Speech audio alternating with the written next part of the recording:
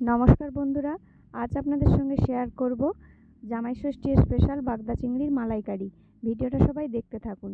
এখানে আমি চিংড়ি মাছগুলো কেটে ধুয়ে পরিষ্কার করে নিয়েছি। দেখুন, বাগদাগুলো যেভাবে আমি কেটেছি আপনারা ঠিক এইভাবেই কাটবেন। মাথাটা কেটে দিয়েছি, কিন্তু লেজগুলো আমি কাটিনি। এবার যাতে বাগদা চিংড়িগুলো তেলে দিলে গুটিয়ে না যায়, তার জন্য একটা করে কাঠির সাহায্যে মাছগুলো সোজা করে নিলাম। দেখুন, প্রত্যেকটা মাছের মধ্যেই কাঠি আমার দেয়া হয়ে গেছে।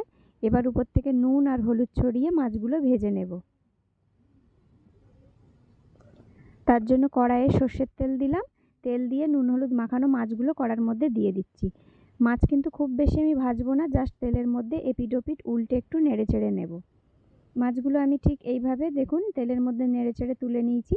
এবার কড়াইয়ে ওই সর্ষের তেলে দিচ্ছি গোটা গরম মশলা ফোড়ন, আর দিচ্ছি তেজপাতা, শুকনো লঙ্কা। ফোড়নটা একটু লাল ভাব হলে এবার কেটে রাখা পেঁয়াজগুলো দিয়ে দিলাম। পেঁয়াজ এবার আদা রসুন বাটাটা ভালো করে দিয়ে কষে এবার আমি নারকেলের দুধটা দিয়ে দিচ্ছি।